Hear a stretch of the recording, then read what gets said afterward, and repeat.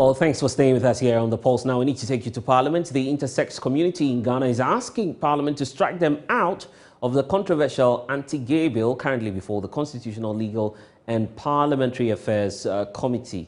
According to the community, their conditions are biological rather than sexual, and that they cannot be criminalized. Parliament's Constitutional, Legal and Parliamentary Affairs Committee today resumed public hearings on the promotion of the proper human rights, sexual rights and Ghanaian Family Values Bill 2021. We know 9 groups, including the sponsors actually of the bill and organizations, are expected to make presentations to the committee on whether they are for or against the bill. Fortunately, parliamentary correspondent Parker Wilson is joining me now with details. Parker, what more can you tell us about which other groups have been making presentations today before the committee? All right, so blessed, we have the Assemblies of God Church also making a statement representation before the committee earlier today, and Interfaith Diversity of West Africa group also making a presentation. But let me tell you about the Assemblies of God Church. When they made their presentation, they also reiterated concerns by other religious groupings that the practices of homosexuality threatens the human existence. And so they are presenting their memorandum in support of the approval of the bill. They want the bill to be passed so that we can criminalize activities of homosexuality. But I must say that the Interfaith for West Africa had a strong reservation over the call by the Assemblies of God Church to support the bill. What they said was that even though they believe in God, they are Christians, homosexuals are also children of God and must be treated with some compassion and some love. And so if this bill is passed into law, what it means is that it's going to promote hate speech, mob action against homosexuals. And he cited a number of instances here in Ghana where persons perceived to be homosexuals have been lynched one way or the other, or even have been attacked one way or the other. And so the point he made was that if the bill is passed into law, it is going to embolden the police to misbehave towards homosexuals. Again, it is going to embolden our neighbors and even relatives and family or friends of these homosexuals to abuse them.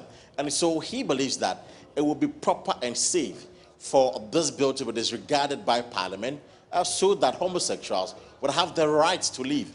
And that was his position. In fact, I must say that this generated a number of debates amongst members of the committee, asking him questions about where is the data to support the claim that homosexuals have been assaulted or have been attacked in this country over the last few months because of the advocacy or even the introduction of this bill. Well, the data wasn't provided, but however, he made the point that there are sufficient evidence if you speak to homosexuals, and he has spoken to some of the homosexuals, and they have confided in him that they live in fear, they are under threats, that even if they come out to say that they are homosexuals, people, their friends, could even lynch them. So the Assemblies of God Church then had to say that, well, the point they are making is that though they agree that we should criminalize it, we should also be guarded and show them love and compassion. We shouldn't attack them. So that was the conversation around the LGBT. Right, and Parker, I'm very much interested in those of the MPs who are supporting or sponsoring this bill. Indeed, we know that some of them are members actually of this committee hearing all that's happening. What's been their reaction to these counterclaims to the bill? Right, so I must say that Sam George himself, being the main proponent of this bill, was present. And I must say, blessed, that from day one, he has been consistent, listening to the concerns from especially those who are against the bill and answering their questions or their concerns. In fact, sometimes he sought some clarity.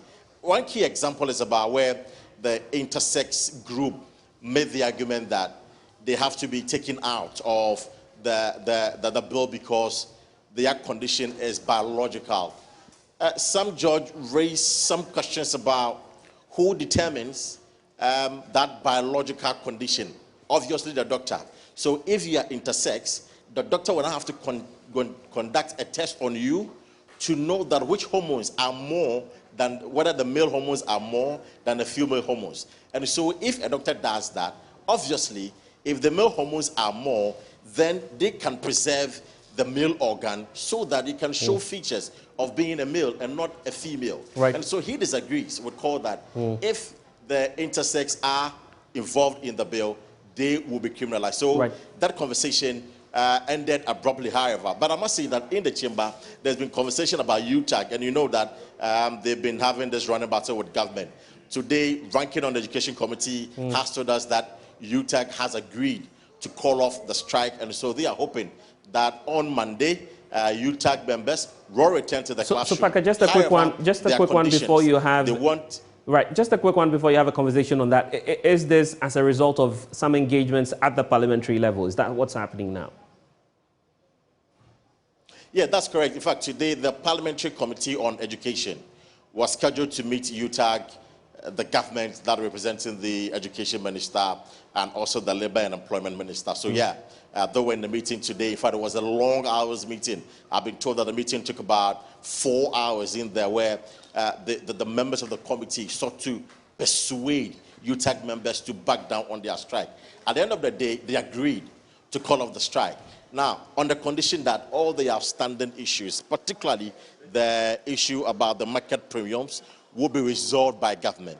And so they've given government 1 week ultimatum to sit down with UTAG to address all their concerns so that UTAG can, one way or the other, get themselves ready and go back to the lecture halls to lecture the stranded students on our various campuses. So for now, we are told that this evening or by close of day tomorrow, UTAG will announce their decision to call off the strike.